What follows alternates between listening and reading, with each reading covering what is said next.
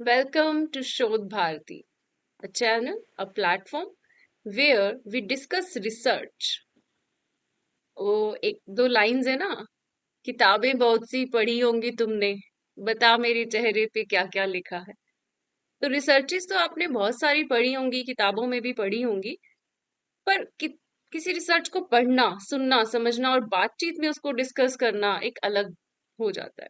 हम्म। आज हम उसी चीज को फील करते हुए, उसी चीज पर मूव ऑन करते हुए हमारे साथ हमारे नेक्स्ट रिसर्चर हैं, बडिंग रिसर्चर हैं सिया सहारन.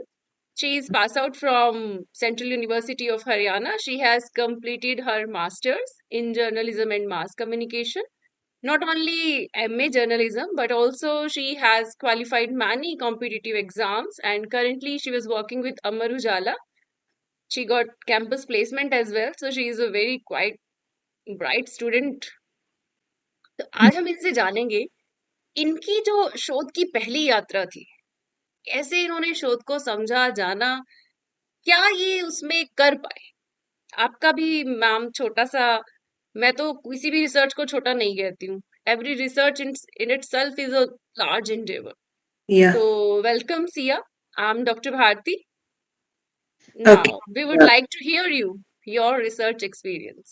Thank you so much doctor Batra for giving me the chance to be in this platform, इस प्रिविलेज प्लेटफॉर्म पे, क्योंकि आप जो रिकॉर्ड कर रहे हैं वो सालों साल रहेगा और आने वाले जो लोग हैं वो इसे देख पाएंगे. So this is the best thing you are doing and thanks for this.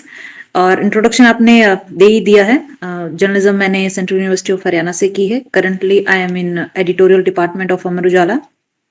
And about my research, so my topic was AI, adoption and usage of AI among different discipline. और ये एक ब्रॉड एरिया है, तो इतने broad area पे मैंने इसे छोटा किया. तो मैंने ये जो रिसर्च थी वो सेंट्रल यूनिवर्सिटी ऑफ हरियाणा के बच्चों पे ही केंद्रित रखी.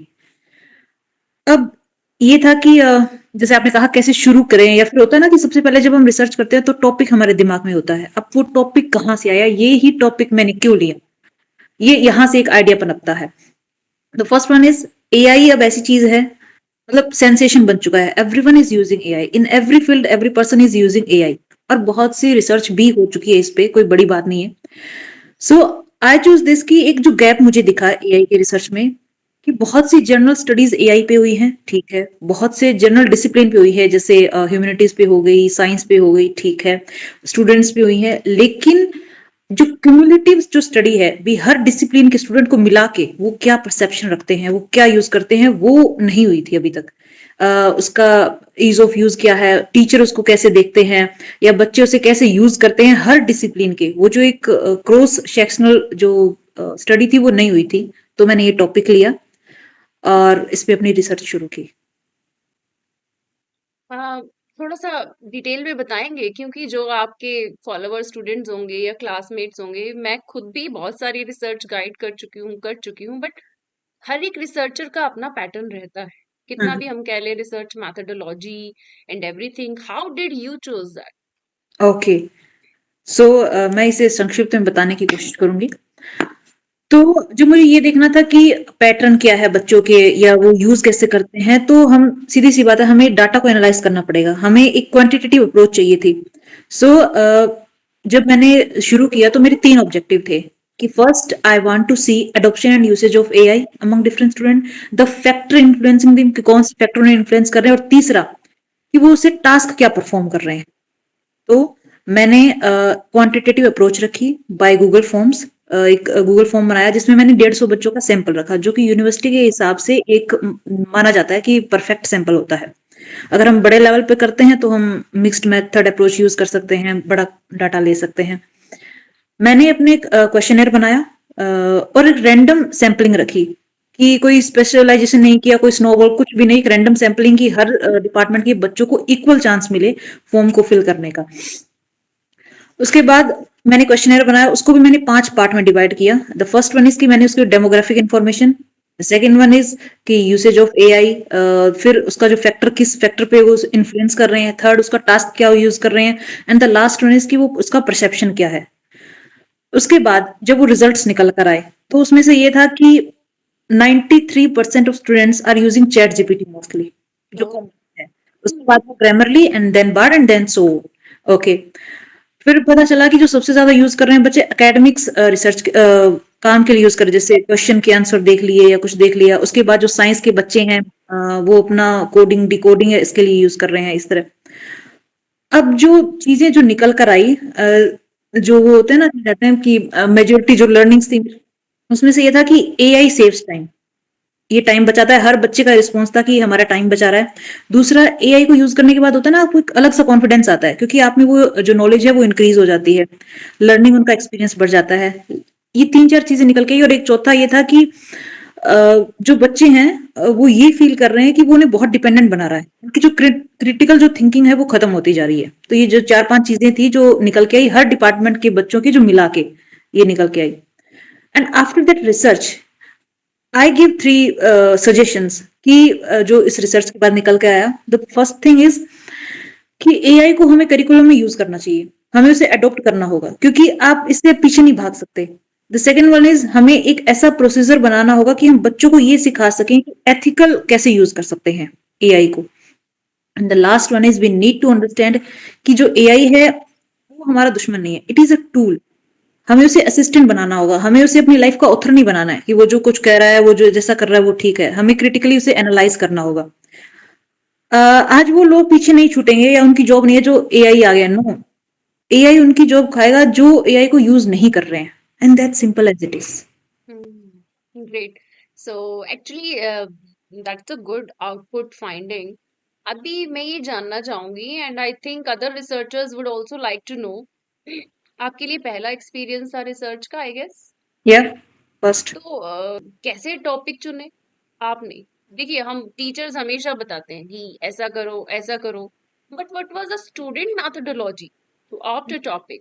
आपने कैसे वो टॉपिक चुना? जैसे आपने बताया कि एआई का यूसेज बन रहा है, बट एक रिसर्च क्वेश्चन तो हमें आ जाता है, बट हाँ। उसको टाइटल तक फ्रेमिंग तक लेकर जाना कि हाँ ये वाला टाइटल है विच best suits my research problem जो मैं फाइंड आउट करना चाहती हूँ।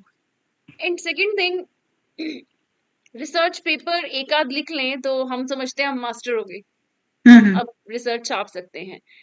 बट आपके लिए फर्स्ट एक्सपीरियंस था, तो जब आप ये रिसर्च राइटिंग कर रहे थे, डेजर्टेशन राइटिंग कर रहे थे, तो what was the difficulties and how did you overcome that?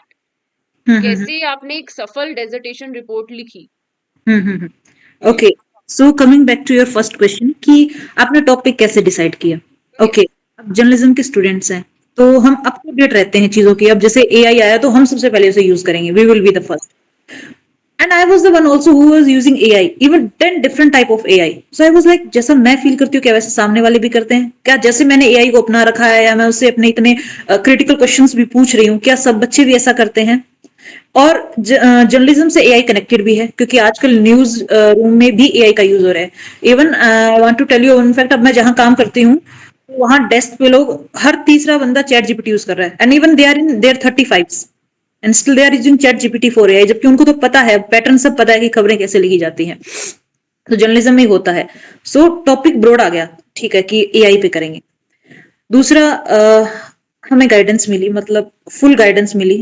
हमने there was my professor doctor Bharti, तो मैंने उनसे डिस्कस किया and she gave me clarity idea कि ठीक है टॉपिक तुम्हारा ये है लेकिन ये बहुत ब्रॉड है, इतना नहीं हो पाएगा। एक छोटा सैंपल लेते हैं, पॉपुलेशन को कम रखते हैं और एक स्पेसिफिक टॉपिक पे करते हैं। तो एआई को लेना है तो डिफरेंट डिसिप्लिन ले लो एंड ये कर सकते हैं। वो तो वाज ये योर फॉर्मल गाइड? बिकॉज देखिए जब हम डिपार्टमेंट में होते हैं तो सबसे गाइडेंस लेते हैं, but there is a formal guide जिनको हम फुल फॉलो अप करते हैं। So he was my head of department doctor Ashok Kumar. जो फाइनल था वो फाइनल उन्होंने किया। एक डिस्कशन तो हम ले लेते हैं कि किसी टीचर से आपने ये हम डिस्कस सभी किया से डिस्कस करते हैं, रिसर्च एक किसी का पर्सनल एंडेवर नहीं है। है। रिसर्च की जो फाइंडिंग्स हैं वो जनरलाइज होने वाली हैं, तो अच्छा जितना डिस्कशन करते हैं कहते हैं ना रूप निखरता है, बिल्कुल तो बिल्कुल। रिसर्च उतनी निखर के आती है। और डॉक्टर अशोक कुमार ने बहुत चीजें रिफाइन भी की, जैसे उन्होंने कहा कि ये बहुत बड़ा है, या फिर उन्होंने इससे जनरलाइज किया कि काम करो तुम स्टूडेंट्स पे ले रहे हो ठीक है अब तुम लो सिर्फ सेंट्रल यूनिवर्सिटी ऑफ हरियाणा पे। फिर तो क्वेश्चनर कैसे बनाया?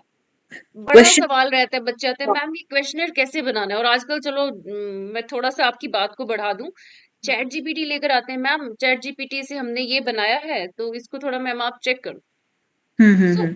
ठीक है, चैट जीपीटी आपने कहा कि तकनीक को हम अपने हिसाब से अगर प्रयोग करेंगे, और करना भी चाहिए, मैं इसके अगेंस्ट नहीं हूँ, ना मैं इसके साथ हूँ। एक हम बैलेंस बनाकर रखें, तकनीक है कुछ एडवांस है, हम उसको बेटर यूटिलाइज करें। बट हम्म, जब क्वेश्चनर बनाते हैं तो कैसे आपने उसके क्वेश्चंस ढूंढे, पॉइंट्स ढूंढे, एक स्केल की बड़ी बात होती है, नए बच्चे को नहीं पता होता ये स्केल क्या है। तो हम्म। आपके सामने भी ये दुविधा आई थी? हाँ, बिल्कुल। और क्वेश्चनर बनाना एक डिफिकल्ट टास्क है, लेकिन सबसे इंपॉर्टेंट पार्ट यही है, क्योंकि इसी के बेस पे आपकी रिसर्च टिकी है, आप इसी से एनालिसिस करेंगे। सो सबसे पहले हमने कहा कि जनरल सवाल क्या आते हैं एआई को लेके, कि बच्चे कौन से टास्क यूज करते हैं, आप कौन से एआई यूज करते हैं, आप किन कामों के लिए आप क्या डिसएग्री करते हैं, ये एक जनरल सवाल होते हैं। तो वो हमने फ्रेम किए मोटे मोटे सवाल। जब आप बार बार फ्रेम कर रहे हैं, फिर आप पायलट स्टडी कर रहे हैं, तो और अच्छे सवाल निकल कर आ रहे हैं। इवन आई रिमेम्बर कि मैंने 10 बार इतने इतने वो जो प्रिंट्स निकाल के लाते हैं हम क्वेश्चनियर के, वो बनाई, अपनी गाइड के पास गई, एंड ही वाज लाइक नहीं ये गलत है, ये सही है। Even he did also that level of, वो कहते हैं ना, मेहनत उन्होंने की है। और फिर तो जाके उसे वो बुरा क्वेश्चनर, लगा ना, अरे मैं रोज बनाकर ला रही हूँ, रोज मेरा कैंसिल कर रहे हो। नहीं, वो एक बार तो फ्रस्ट्रेशन होती है ना कि यार कुछ पसंद ही नहीं आ रहा है सर को, सर चाहते क्या है आखिर, किस, लेकिन बट वही इट इज होता है फॉर द कि बेटरमेंट, हाँ, जितना फॉर उसको दैट, रिफाइन कर सकें। जितना हमने रिफाइन किया ना, उसके बाद जो निकल के आया, हमने रखे टोटल 25 क्वेश्चन, और उस 25 क्वेश्चन में मतलब हमारा जो पूरा जो हाइपोथेसिस थी वो कंप्लीट हो रही थी। और फिर उतना फाइनलाइज किया हमने उसे, इतना उस पर काम किया कि वो क्वेश्चन बिल्कुल सिंपल, कि हर बच्चा पढ़ के उसे शायद जवाब से दे सकता है। खुद से हाँ, रिसर्च करने के बाद लिखने में कम परेशानी आई होगी, क्योंकि जो किया है वही तो बताना था। वही बताना था, बिल्कुल। सब फंडा क्लियर था, बस उसे अब लिखना था। तो क्वेश्चनियर एक मुश्किल काम है थोड़ा सा, उस पे काम करना पड़ता है, लेकिन अगर एक क्वेश्चनियर फाइनल हो गया ना, फिर चीजें बहुत आसान है। फिर तो बस एनालिसिस करना है उसका। तो अब आगे फ्यूचर में रिसर्च का है कोई प्लान? हाँ, बिल्कुल। करंटली मैं अभी फील्ड में अपना एक्सपीरियंस ले रही हूँ, बट अब ताकि जब भी मैं अब एकेडमिक्स में जाऊं, तो मैं बच्चों को थ्योरेटिकली समझा सकूं, उन्हें प्रैक्टिकली बता सकूं कि खबरें ये है सब है। तो फ्यूचर में भी मुझे पीएचडी ही करनी है, आगे रिसर्च में जाना है, और इसी टॉपिक को मैं आगे तक लेके जाना चाहती हूँ, जिसपे मैंने डेजिटेशन की है। बस इसी थोड़े एक बड़े लेवल पे, मल्टी डिसिप्लिनरी यूनिवर्सिटीज में, या थोड़े और बड़े लेवल पर। Thank you Sia, it was good to hear from you. And अब जल्दी से थोड़ा सा एक क्विक ब्रीफ होता है ना, कि ये मेरा टाइटल था, ये मेरा मेथड था, और ये मेरे क्वेश्चनर पॉइंट्स थे, मैंने सर्वे इस माध्यम से किया था। If okay, you could. so my topic was adoption and usage of AI among different discipline, study of Central University of Haryana. उसके बाद मैंने जो जो मेरा अप्रोच रखी, वो मैंने रखी स्ट्रेटिफाइड अप्रोच, रैंडम सैम्पलिंग, बिल्कुल। 150 बच्चों का मैंने सैंपल लिया, और एक गूगल क्वेश्चनेयर फॉर्म बनाया, जिसके बेस पे मैंने लिकट स्केल यूज किया, एग्री डिसएग्री। ओके, अपने क्वेश्चनर को मैंने 5 पार्ट में डिसाइड किया, कि ताकि उन 5 सवाल को भी आगे भी डिफाइन किया गया, लाइक पहले डेमोग्राफिक इंफॉर्मेशन, उसके बाद एडॉप्शन एंड यूसेज, उसके बाद उसके जो फैक्टर्स क्या क्या हैं, एंड आफ्टर दैट वो टास्क क्या करते हैं, उसके बाद परसेप्शंस क्या है, दैट्स इट। ये रखा, हम्म। उसके बाद फाइंडिंग्स की गई। जैसे फाइंडिंग्स में मैंने आपको बताया व्हाट आई फाउंड, कि यस। हैं एआई यूज कर रहे हैं, एंड दे आल्सो बिलीव कि क्रिटिकल थिंकिंग भी डैमेज हो रही है, but they also know that, and they also admit कि हमारा टाइम बचा रहा है, हमारी प्रोडक्टिविटी को ये इंक्रीज कर रहा है, हमारे कॉन्फिडेंस लेवल को इंक्रीज कर रहा है, प्रोडक्टिविटी हमारी इससे बढ़ रही है। One case I remember, I want to tell you. So जब हम क्वेश्चनियर बच्चों को देते हैं ना, तो हमने ऑनलाइन भी शेयर किए, और किसी को पकड़ पकड़ के भी, कि भाई देखो ये one, yes, I met, respondents, pilot survey. या आई मेट वन स्टूडेंट, मैंने उसे समझाया कि देखिए ये ऐसा है, कि आपको बताना है कि आप एआई का यूज कैसे करते हैं, तो आपको टिक करने हैं जो आपको ठीक लगता है, अपने हिसाब से आप इसे मानते हैं। तो उन्होंने, फिर मैंने पूछा उनसे कि जैसे आप मुझे बताइए, आप अपने एआई का यूज कैसे करते हैं। तो उन्होंने कहा देखो भाई, मैं चैट जीपीटी यूज करता हूँ, और मैं इसे इस तरह यूज करता हूँ कि मान लो मेरे पास कोई टॉपिक है, मैं उसे दूंगा कि भाई ये टॉपिक है, और मुझे ऐसे समझा कि जैसे तुझे ये लगे कि तू डंकी को समझा रहा है। Oh my god. People are using in this way, and look, एक होता तो है ना चैट कि जीपीटी कहा नहीं कि थोड़ा तो नहीं, लेवल का सवाल पूछो? लिखा ना कि okay I will make you understand like a donkey, here is the clarification. So okay.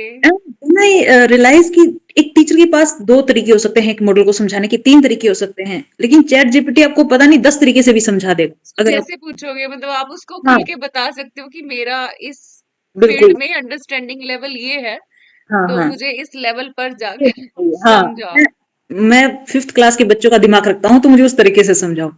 And हम्म। वो जो प्रोडक्टिव लेवल और जो लर्निंग स्किल है ना वो बच्चों में इंक्रीज होने लगी है एआई के बाद। तो ये थी। एंड उसके बाद जो सजेशन जो मैंने दिए कि एआई को करिकुलम में यूज किया जाए, और उसे, क्योंकि होता है ना कि हम जैसे सोचते हैं एआई चीटिंग का टूल है, चीटिंग हो रही, टूल कभी चीट नहीं करता, वो आपके इंटेंशंस होते हैं जैसे हम एग्जैक्टली। यूज करते हैं, है ना। टेक्नोलॉजी बस उसको कोडिंग पर काम कर रही है, how you are using it that will define it. या और हमें एआई को बैन करने की जरूरत नहीं है रेगुलेशन में, हमें उसे रेगुलेट करने की जरूरत है, उसके लिए तो रेगुलेशन। ऐसा कुछ लगा कि रिसर्च करने के बाद उसका तुम्हारा पर्सनल इम्पैक्ट कुछ आया कि हाँ अब मैं चीजों को अंडरस्टैंडिंग लेवल थोड़ा अब मैं ऐसे पढ़ना समझती हूँ? क्योंकि रिसर्च करने से पहले तक क्या होता है, बच्चा एक क्वेश्चन तक सीमित होता है कि ये लेसन पढ़ो, ये क्वेश्चन आएगा, उसका ये जवाब देना है। तो रिसर्च जो एक्चुअली करिकुलम में ऐड की जाती है टू डेवलप अंडरस्टैंडिंग, है ना, और कुछ नई इंफॉर्मेशन ऐड करने के लिए।